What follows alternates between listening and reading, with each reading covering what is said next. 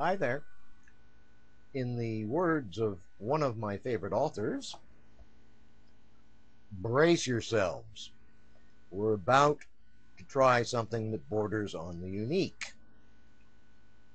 The object of the exercise is an attempt to penetrate the pervasive brainwashing that leads to the widespread persecution of my main oppressed minority. And bear with me, that minority is smokers. Sorry about that, but first of all, I hasten to assure you, my only connection to the tobacco industry is as a consumer. I'll put up a sign later with my name on it so you can Google me, and you'll see I'm one of the old network boys. May or may not lend me any extra credibility, but it'll pretty clearly show that I am not shilling for the forces of evil. And there'll also be where you can find a little essay I've written on the pervasive veil of silence that the media draw over any attempts to offer reasoned defenses of smoking. I call it a conspiracy of silence.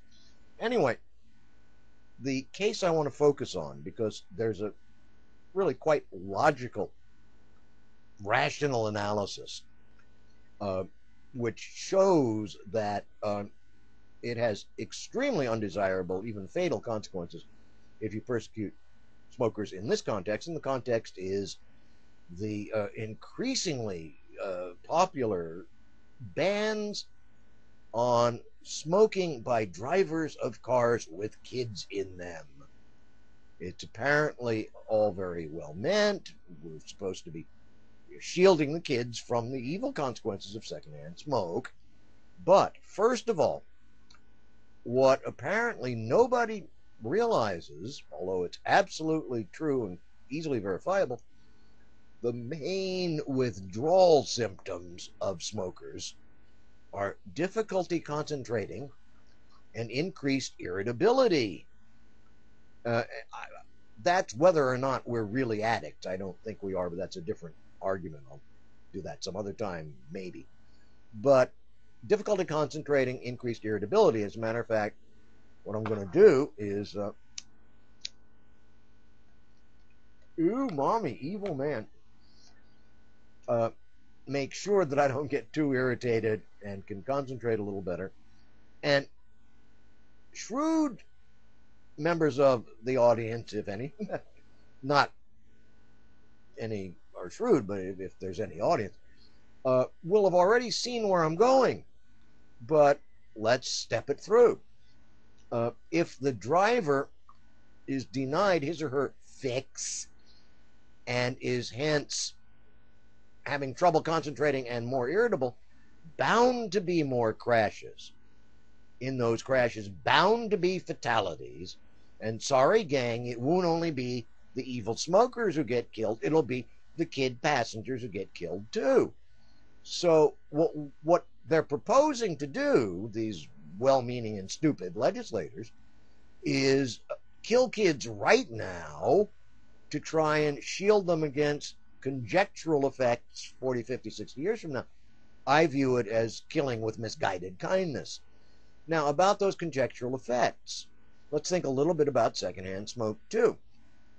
The World Health Organization, great persecutor of my persecuted minority, nicopariah, I call it, and I call this the medication of choice for my condition. There are psychopharmacological benefits. That's another topic too. Anyway, World Health Organization had these figures on worldwide average life expectancy, where Japan came in first and France came in third. Quick, think of two countries famous for high levels of smoking. Okay, now, they, of course, had some footnotes trying to hand wave this away, and the one that was the dead giveaway, if you'll pardon the expression, was the one about France, where they said, well, in France, it's mainly the men who smoke, the women don't smoke, women live longer, and that skews their statistics, and blah, blah, blah. And they totally overlooked the fact that it doesn't, but it may be viewed as holding water when it comes to primary smoking, but it doesn't do a thing about secondhand smoke, because French women do not live in isolation from French men. You know, they actually cohabitate and go to bistros together and stuff like that. And there's lots and lots of smoke.